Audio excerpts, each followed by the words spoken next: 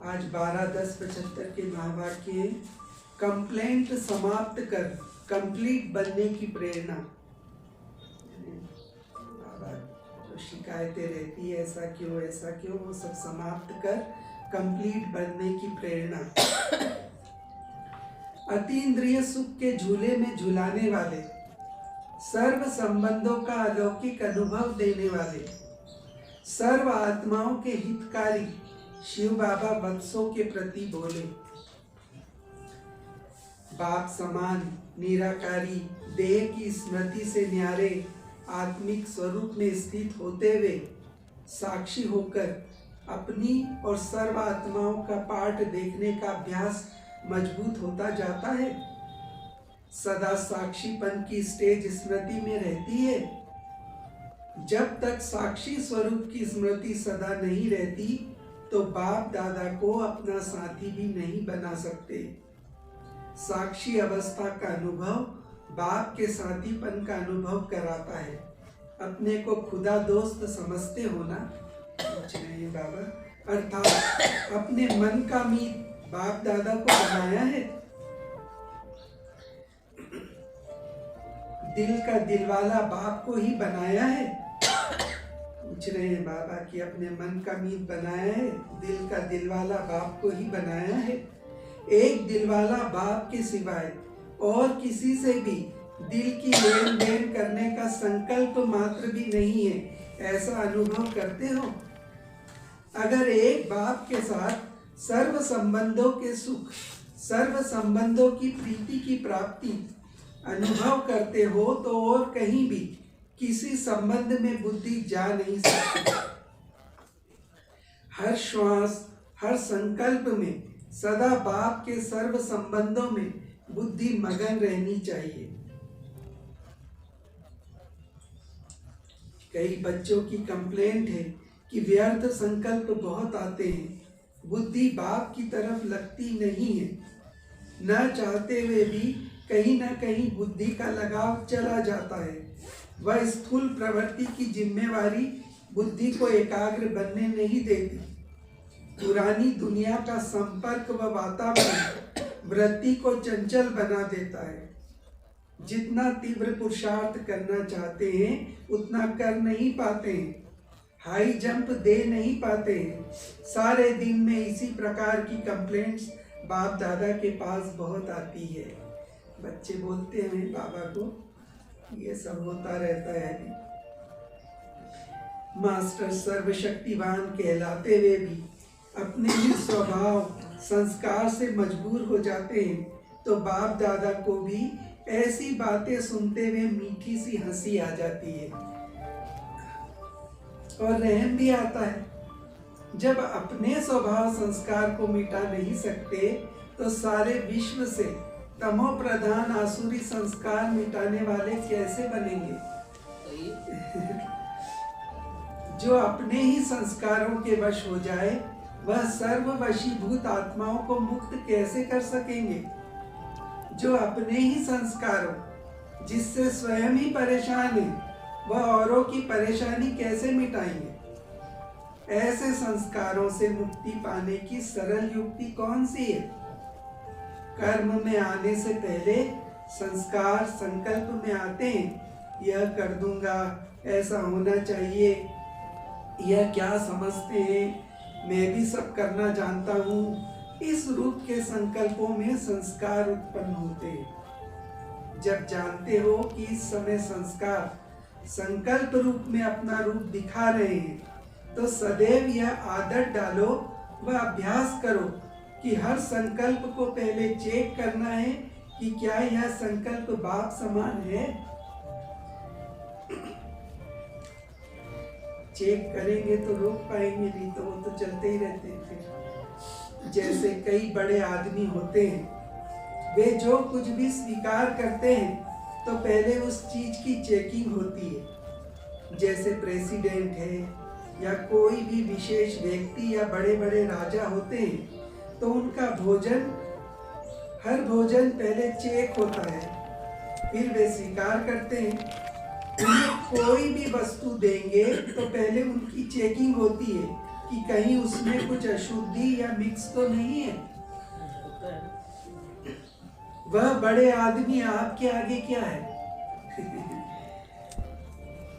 आपके राज्य में यह बड़े आदमी पांव भी नहीं रख सकते, अब भी आपके पांव पर पड़ने वाले हैं। जब राजाओं के भी राजा बनते हो और सृष्टि के बीच श्रेष्ठ आत्मा कहलाते हो, तो आप विशेष आत्माओं का यह संकल्प रूपी बुद्धि का जो भोजन है, उसके लिए भी चेकिंग होनी चाहिए। जब बिना चेकिंग के स्वीकार करते हो तब धोखा खाते हो। हर संकल्प को पहले चेक करो। जैसे सोने को यंत्र द्वारा चेक करते हैं कि सच्चा है या मिक्स है, रियल है अथवा रोल्ड गोल्ड है। ऐसे ही यह चेक करो कि संकल्प बाप दादा समान है या नहीं है। इस आधार से चेक करो, फिर वाणी और कर्म में लाओ।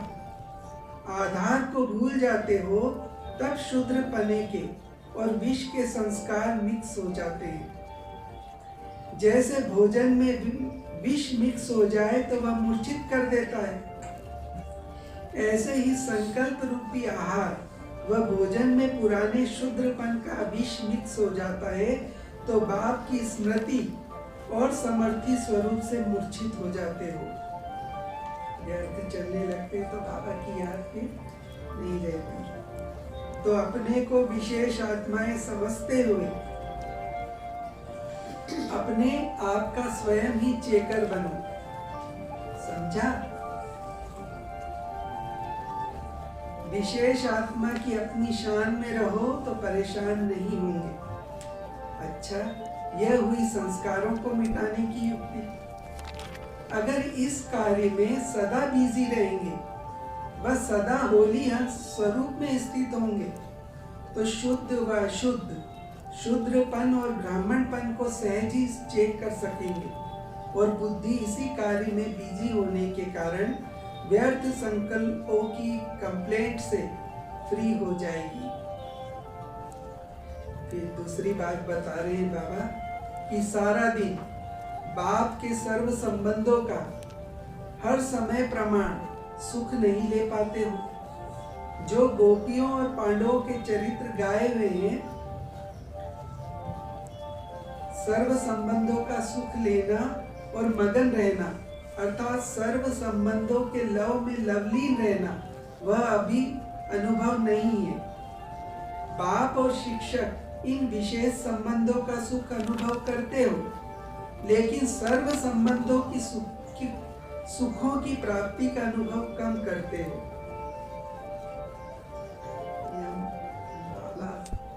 टीचर के रूप में तो करते हैं, पर सर्व संबंधों का सुख कभी नहीं कर पाते हैं, क्योंकि वो लौकिक में बुद्धि चली जाती है। तो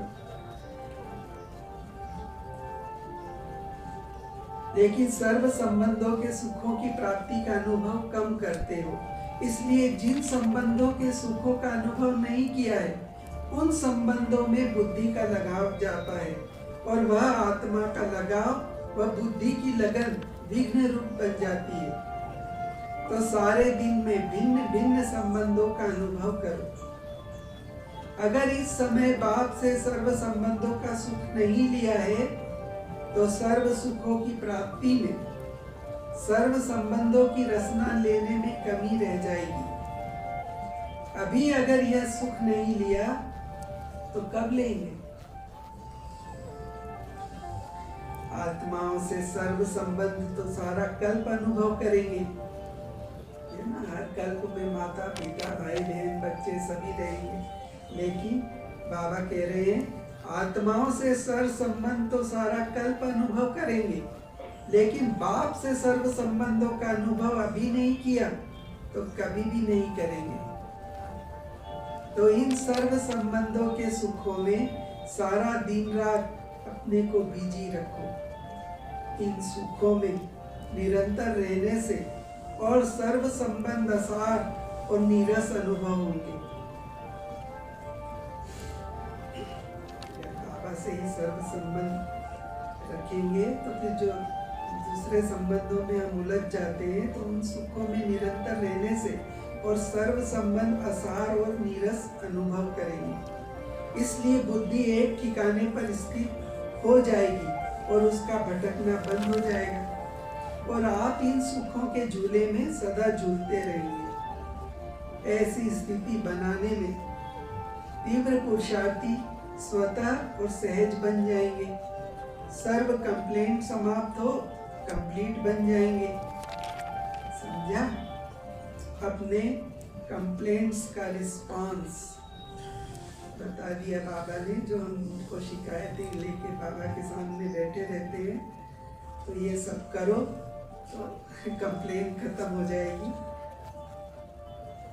अच्छा, ऐसे सदा अतीन्द्रिय सुखों के झूलों में झूलने वाले, सदा बाप के साथ सर्वन संबंध निभाने वाले, सदा स्वयं को साक्षी और बाप को साथी समझने वाले, ऐसे खुदा दोस्त, सदा खुदाई खिदमत में रहने वाले, ऐसे बाप समान बच्चों को बाप दादा का याद प्यार और नमस्ते ऐसा श्रेष्ठ बनाने वाले बाप दादा को हम रूहानी बच्चों का याद प्यार, गुड मॉर्निंग, नमस्ते नमस्ते नमस्ते हम सब हंसते और बन जाए। सुनने में खुश होते हो लेकिन निभाने में कहीं मजबूर हो जाते हो।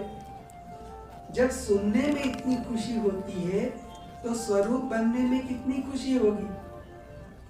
इस समय सभी हर्षित मुख हो, ऐसे ही सदा हर्षित मुख रहो तो स्वयं का भी समय बचाएंगे और निमित्त बनी हुई आत्माओं का भी समय बचा लेंगे।